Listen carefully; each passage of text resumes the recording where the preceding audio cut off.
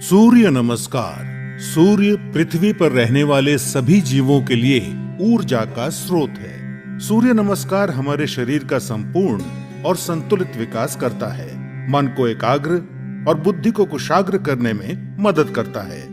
आध्यात्मिक उन्नति के लिए सूर्य नमस्कार को महत्वपूर्ण माना गया है। सूर्य नमस्कार 8 अलग अलग आसनों की मदद से 12 चरणों में क्रम से किया जाता है। सूर्योदय और सूर्यास्त के समय इसे करना ज्यादा फायदेमंद होता है। सबसे पहले आप अपने दोनों पैरों को आपस में जोड़ते हुए बिना कंधों को झुकाए सीधे खड़े हो जाएं। सुनिश्चित करें कि आपके हाथ शरीर के समीप हों और आपकी ठोड़ी जमीन से समानांतर हो। अपने शरीर को दोनों पैरों पर समान रूप से संतुलित करें। इस स्थिति को समस्थिति कहा जाता है। पहले चरण को करने के लिए सांस लेते हुए अपने दोनों हाथों को आपस में जोड़ें और अपनी छाती के समीप नमस्कार मुद्रा में ले आएं। इसे प्रणाम आसन कहा जाता है। अब सांस छोड़ें। दूसरे चरण में धीरे धीरे सांस अंदर लेते हुए अपने शरीर को कमर से ऊपर की ओर खींचें और अपने दोनों हाथों को अपने सर के ऊपर ले जाते हुए अपने सर और कमर को पीछे की ओर झुकाएं। अपनी टांगें सीधी रखें। इस आसन को हस्तोत्तनासन कहा जाता है। अब तीसरे चरण के लिए धीरे धीरे सांस छोड़ते हुए अपने शरीर को आगे की ओर तब तक झुकाएं जब तक आपकी दोनों हथेलियां आपके पैरों के दोनों तरफ जमीन को छू न लें। ध्यान रखें कि नीचे झुकते समय आपकी भुजाएं और सर एक ही साथ में हो। इस आसन को पादहस्तासन कहा जाता है। चौथे चरण को करने के लिए एक गहरी सांस अंदर लें और अपने दाएं पैर को पीछे की ओर ले जाएं और अपने घुटने को जमीन पर सटा कर रखें। सुनिश्चित करें कि आपका दायां पैर पंजों पर हो, आपका बायां पैर का घुटना 90 डिग्री पर हो, दोनों हथेलियां जमीन पर हों, आपके कूल्हे नीचे और ठोड़ी ऊपर की ओर हो। इस आसन को अश्व संचालन आसन कहते हैं।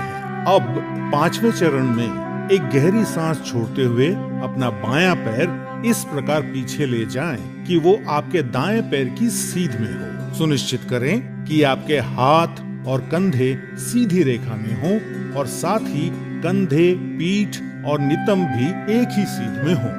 इस आसन को संतुलन आसन कहा जाता है। इस स्थिति में धीरे धीरे सांस लें। छठा चरण, सांस छोड़ें।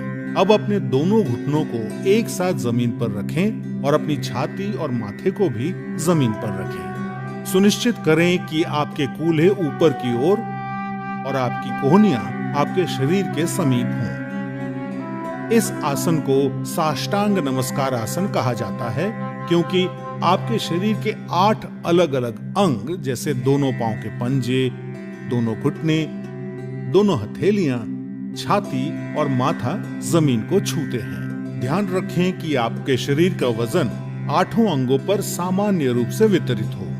अब 7वें चरण के लिए सांस अंदर लेते हुए अपनी श्रोणी यानी पेल्विस को नीचे लाते हुए अपने सर और छाती को आगे की ओर सरकाएं और अपने शरीर के ऊपरी हिस्से को नाभि तक उठाएं। सुनिश्चित करें आपके पैरों के पंजे बाहर की ओर और टांगे सीधी हों।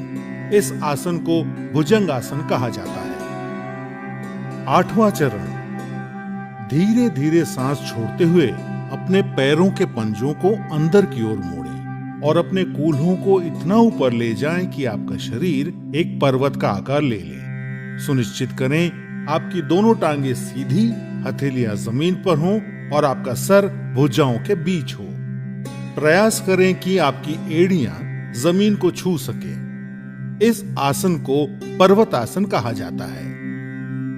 9वें चरण के लिए अपने कूल्हों को नीचे लाएं और सांस लेते हुए दाहिने पैर को आगे लाएं और अपने बाएं पैर के घुटने को जमीन पर रखते हुए पुनः अश्व संचालन आसन में आ जाएं। 10वें चरण में अपना बायां पैर भी आगे लाएं और सांस छोड़ते हुए पुनः पादहस्तासन में आ जाएं। 11वां चरण, अब धीरे धीरे सांस अंदर लेते हुए अपने शरीर को सीधा करते हुए अपने दोनों हाथों को ऊपर की ओर ले जाएं और पुनः हस्तोत्तनासन में आ जाएं। सुनिश्चित करें कि ऊपर आते समय आपकी भुजाएं और सर साथ में ऊपर आए। 12वां चरण, धीरे धीरे सांस छोड़ते हुए पुनः प्रणाम आसन में सीधे खड़े हो जाएं। अब इस पूरे अनुक्रम को अपने बाएं पैर से दोहराएं। सूर्य नमस्कार से आपके फेफड़ों की क्षमता बढ़ती है। सूर्य नमस्कार आपके मेटाबॉलिज्म में सुधार लाता है और मधुमेह के प्रबंधन में उपयोगी पाया गया है। सूर्य नमस्कार अंतःस्रावी ग्रंथियों यानी एंडोक्राइन ग्लैंड्स के स्राव को नियंत्रित करता है। सूर्य नमस्कार आपको वजन को सही रखने में मदद करता है और आपके मेरुदंड और आपके कमर की मांसपेशियों को मजबूती प्रदान करता है। उच्च रक्तचाप यानी हाई बीपी के रोगियों को इस आसन को सावधानी के साथ करना चाहिए। हर्निया और पेप्टिक अल्सर के रोगियों को सूर्य नमस्कार नहीं करना चाहिए। सायटिका, सर्वाइकल स्पॉन्डिलाइटिस और अक्यूट आर्थराइटिस के रोगियों को भी सूर्य नमस्कार नहीं करना चाहिए। महिलाओं को मासिक धर्म के समय और गर्भावस्था में सूर्य नमस्कार नहीं करना चाहिए। नियमित रूप से सूर्य नमस्कार का अभ्यास आपके शरीर को विषाक्त पदार्थों से मुक्त यानी डिटॉक्स करता है और आलस को हटाकर पूरे शरीर को सक्रिय करता है।